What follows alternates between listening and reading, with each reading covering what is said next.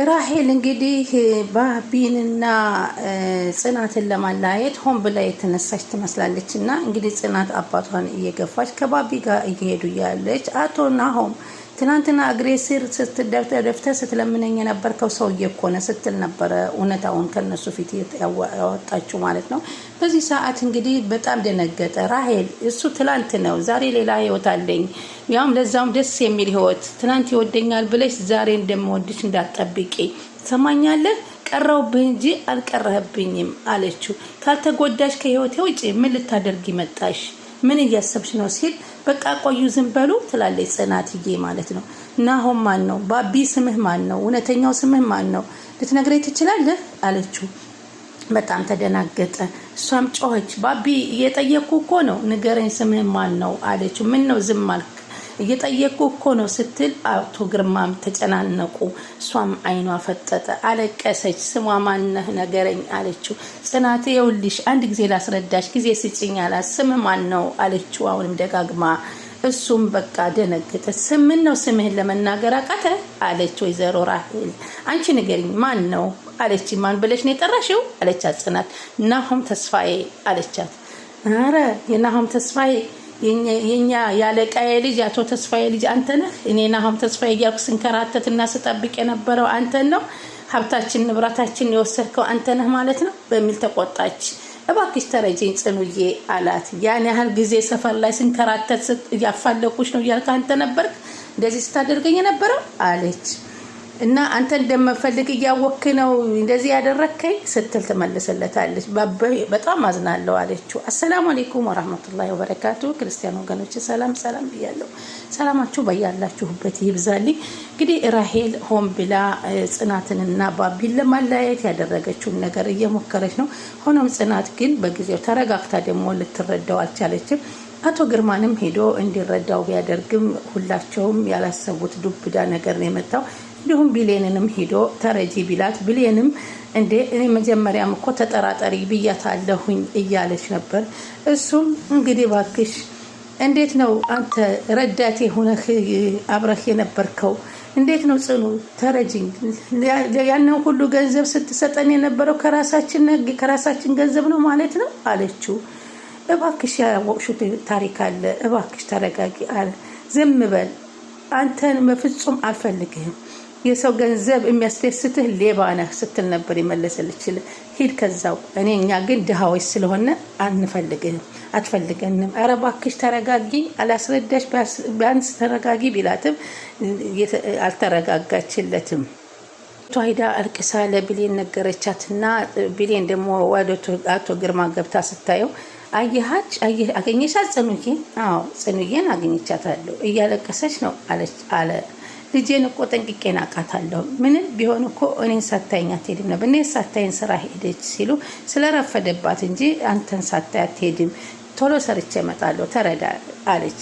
እኔ በአባቷ ወታ ሰው እያመነች ተጠቃች አለ ባቢ። በእርግጥ እንደ ቤተሰብ ነበር የምናየው የነበረው፣ አሁን ግን ሁላችንም እንደዚህ ሆና ብለን አልጠበቅንም ነበረ አላት። አዎ አለች ባቢ። በጣም ጥሩ ሰው ነው፣ ማመን ያቃተኝ አለች ብሌን። ሰዎች ከሚታወቀው ይልቅ የተደበቀው ይበልጣል አለ ግርማ። የተደበቀው ሲወጣ ግን በዙሪያ ያሉ ሰዎች ልባቸው ይሰበራል። ጋሽ ግርማ እኔ እኮ እንድትጠራጠር ብዙ ጊዜ ነግሬያት ነበር፣ ግን ጽኑ አትሰማኝም፣ ፍቃደኛ አይደለችም። እኔ ሁልጊዜም ተጠራጥሬያለሁ፣ ሁሉም ሰው እንደራሱ ይመስላታል። ግን አሁን እስኪ ንገሪኝ፣ ምንድን ነው ስራዋ? ጽናት የምትሰራውን ስራ አትነግሪኝም አላት። አሰሪ ላይ ሙያው ስላላት ባልደረባ ሆና ነው የምትሰራው፣ ሌላ ነገር የለም። ግን እኮ ጠዋት የወጣች ማታ ነው የምትገባው አለ ማለት ነው። ከዛ ባቢ ደግሞ ስራ ቦታ ሂዶ አውሪኝ ጽኑዬ ሲላት፣ እባክህ ስለ ስራ ጉዳይ ብቻ ነው አንተና እኔ የምናወራ፣ በተረፈ አለኔ ምንም አይደለም፣ አለቃሽ አይደለም ጽኑ፣ አፍቃሪሽ ነኝ፣ ተረጅኝ እባክሽ አለ ናሆሜ። ስለዚህ ነገር በድጋሚ እንድታወራኝ አልፈልግም አለ ጽናት። አሁን ስራ ላይ ነኝ፣ ስራ ያለ ስራበት።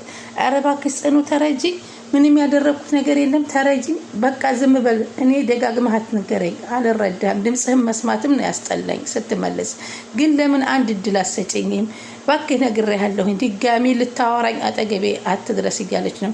እኔ እንዳንተ አይነት ህሊና ቢስ ሰው የለኝም ነበር ያለችው። እሱ ግን አንድ ጊዜ ቆም ብለን የሚያስረዳንን ሰው ስንረዳ መፍትሄ እናገኝ። አንድ ጊዜ አዳምጪኝ ስለማቀሽ ነው ቢል እንደ ጊዜ በኋላ እንድትጎዳኝ እድል አልሰጥህም በቃኝ እያለች ነበረ። አልመለሰችውም። ሆኖም ግን ወደ አባቷ አቶ ግርማ ጋር ሂጄ ቢያንስ ቢረዳኝ ብሎ ወደሱ ሄደ።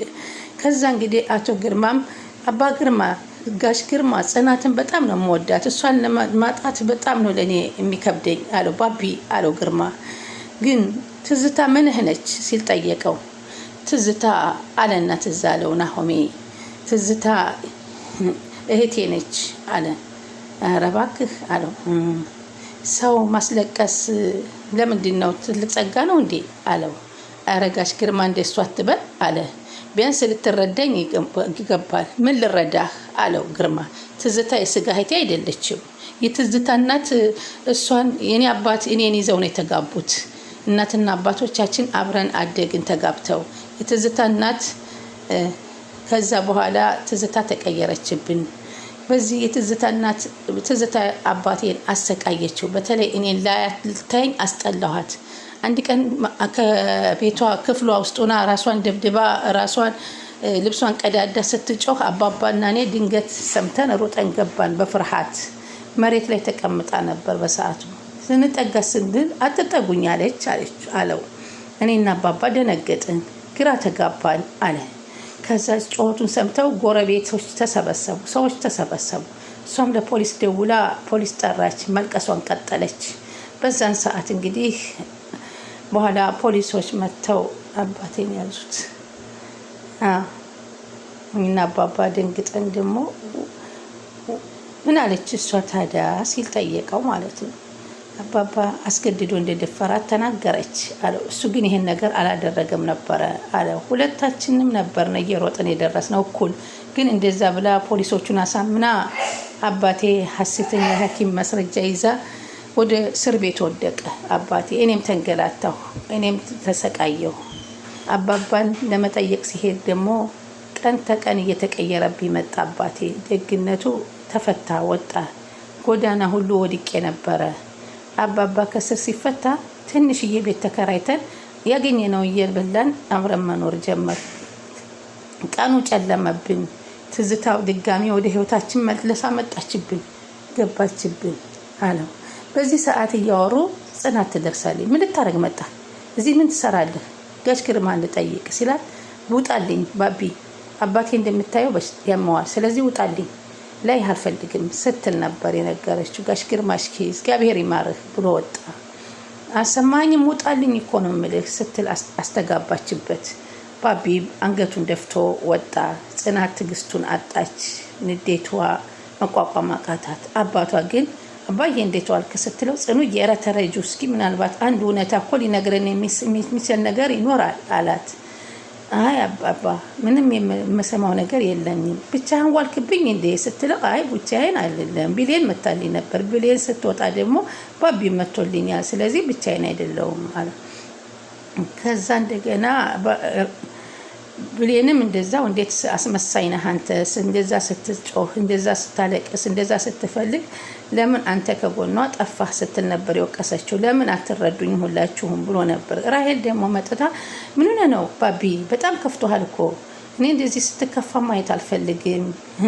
ለካ ታሪክም ድጋሚ ይደገማል የሚባለው እኔ እንጃ አላቅም። አንተ ታሪክ ሲደጋገም ሰለቸኝ አይደል? አዎ ይሰለቻል። ከኔ ህይወት ሰልችተሽኛል። ውጭልኝ ባክሽ። ምንድን ነው የምፈልገው? ትዝ ይልሻል የዛን ጊዜ እኮ ቃል በቃል እኮ አስታውሳለሁ እኮ ያልሽኝ ልንገርሽ። አይ አልፈልግም ማለች። የዛኔ ያለችው ድሃ ነህ ነበር ያለችው ታውቂያለሽ አላት። የዛኔ ጥለሽኝ ስትሄጂ የገዛ አባቴ እንኳ ከገንዘብ እኔን አሳንሶኛል። ስለዚህ ምንም አይመስለኝም አንቺን ብታሳንሽኝ፣ ገንዘብ መርጠሽ ብትሄጂም ምንም ለውጥ የለውም። አባቴ ከገንዘብ ያስበለጠኝ አንቺ ማንሽና ነው ነበር ያስበልጠሽ ከኔ ነው ይርሹ አላት። እንደዛ አይደለም ተረዳይ ብትለውም በፍጹም ሊረዳት አልቻለም ማለት ነው። ራሄል ጽናት እያጸዳች እንግዲህ ውሃ ታፈስባታለች፣ ድጋሚ ታሰራታለች። ምንም አለመሰላትም እየታገሰች አሳለ የሃይላንድ ውሃ ደግሞ ጠጥታ ስትጥለው ሃይላንዱን ውሃ ስታ ትፈልጊዋለሽ አለቻት። ምን ያደርግልኛል ሃይላንድ ጎማ ስትላት አይ ሰው የጣለውን ሌላ ሰው ሲያነሳበት ስለሚናደድ እንዳትናደጅ ብዬ ነው ብላ ነው በቅኔ የነገረቻት። በጣም ተናዳለች ራሄል። ሆኖም ግን የባቢ አባት ደግሞ ጠርቶ ስለ ባቢና ስለ እሷ ያላቸውን ፍቅር ይገልጻል ማለት ነው። እና ያው አንቺን በእዝነት ነው እንጂ በፍቅር አይወድሽም፣ ስለዚህ እንዳይጎዳሽ ነገ ይገፍትሮ ይጥልሻል፣ እሱ የሚፈልገው ራሄልን ነው እያለ አባትም ራሄልን እንደሚወድ ባቢ እያስተጋባላት ነበር። እና ጽናትም ምንም ችግር የለውም ገባኝ የምትለውን ሁሉ ተረድቶኛል አለችና አዳመጠች። ስለዚህ እኛ ደግሞ ጥፋት የለንም፣ ትዝታ የሀብት ባለቤት አድርጋናለች፣ ጥፋት ያለብን አይመስለንም። አሁን ላወራሽ የፈለኩት ግን ስለዚህ አይደለም፣ ስለ ባቢና ስለ ራሄል ነው አላት። ባቢና ራሄል በጣም ይዋደዳሉ። እሺ ጽናት፣ ባቢ ከአንቺ ጋር የሚሆነው ስለሚያዝንልሽ እንጂ የጥፋተኝነት ስሜት የተሰማው ነው። ንብረታችሁ ወደኛ ስለመጣ እንጂ ሌላ ነገር የለም። አቶ ተስፋዬ እሱ ለምን የሚሰማው ምንም ያደረገው ነገር የለም። በድጋሚ እንግዲህ አትቀየሚ፣ በአጋጣሚ የተሰጠን ጸጋ ነው። አንቺን ሳይ ግን የዚህ ቤት ባለቤት ነበረች ብሎ ነው እንጂ እዝነት ነው እንጂ ወዶሽ አይደለም እያለ ነበር የሚላትና ለዛ ነው አላቅም ማለች እኮ ጽናት። ራሄልን ይወዳታል፣ ከእሷ ጋር መኖር ነው የምፈልገው እያለ ነው አላት። ግን ጽናት ታሳዝነኛለህ እያለ ነው። አዝኖልሽ ከአንቺ ጋር ቢሆንም ፍቅር ከሌለው አንድ ቀን ጥሎሽ ሊሄድ ይችላል እያለ አባት እንድትጠላ ያደርግ። ለአንቺም ጥሩ አይደለም፣ ለሱም ሊሆን አይችልም። ስለዚህ ከነሱ ህይወት እንድትወጭላቸው እፈልጋለሁ እያሉ ነበር ያስጠነቀቋት። እሺ አመሰግናለሁ፣ አትጨነቅ አላቶ ተስፋዬ አለች። ማለት የፈለግከው ሁሉ ገብቶኛል፣ አላስከፋውሽም ልጄ ሲላት አዎ አለች። ችግር የለውም አለች። አልተከፋሁም። የግርማ አባት ጽናትን ከህይወታቸው እንደሚያስወጣ እየዛተ ነበር። በዛ መካከል ደግሞ እናቷ መጥታ ለተወሰነ ጊዜ አይታት ድጋሚ ሳታገኛት ናፍቆቷን ሳትጨርስ እንደሄደችባት አቶ ግርማ በድብቅ ቁጭ ብሎ እሷ ከብሌን ጋር ሲያወሩ እያዳመጠ ነበርና መመለሷን አያቅም ነበር። እንደገና መቀበሯን አያቅም ነበር። ያን ሁሉ ሲሰማ እንግዲህ ሰውነቱ እየተንቀጠቀጠ ለቅሶ እያንዘፈዘፈው አባቱ በጣም ነበር እያዘነ ያለው። ስለዚህ እሷም ደግሞ አባቢ እኮ ሊያስረዳን መጥቷል፣ አባቴን እንዴት ምን አይነት ደፋር ነው ያን ሁሉ ነገር አድርጎ እንዴት ይመጣል በአይኑን በጨዋጥቦ ስትል ቆይ መረዳት አለብን ጽኑ፣ እኔ እንደዛ ብዬ ነበር፣ ግን የሆነ እውነታ ሊኖረው ይችላል፣ ተረጋግተን እንዲያስተካክል የሚችለው ነገር ስለሚኖር አለ ብሌን እንየው እንመልከተው፣ ቢያንስ መመለስ የሚችለው ነገር ይኖራል። አስተር ቤቱ ነው ሽጦታል፣ የቀረው ደግሞ ድርጅቱ ነው፣ እሱን ደግሞ በምንም አይነት አይመልስልንም አለች። ምን ይታወቃል፣ እሱንም ስለዚህ ነገር ሊያወራን ይችላል፣ እሱ ነጋ የእውነት ያለውን ጊዜ ስጪውና አዳምጦ ስትል ብሌን መክራታለ። ጽናት እውነቷን ነው፣ መረዳዳትን የመሰለ ነገር አይደለም እኮ መጀመሪያ ለምን ወሰደ በኋላ ለመመለሰው ስትላት እኮ ይሄን እኮ የሚያስረዳበት መንገድ ይኖረዋል። አባቴ ጤነኛ ብቻ እንዲሆን ነው፣ እኛ እንዲሆን አንድ ጊዜ ወድቀናል፣ ችግር የለውም አይዞህ ጽኑዬ፣ ለማንኛውም ተጠነካከሪና ተረዳጅና ባቢን ግን ተረጂው ስትል ነግራታለች ማለት ነው። አዎ መረዳዳት ጥሩ ነው። አሰላሙ አለይኩም ወራህመቱላሂ ወበረካቱ።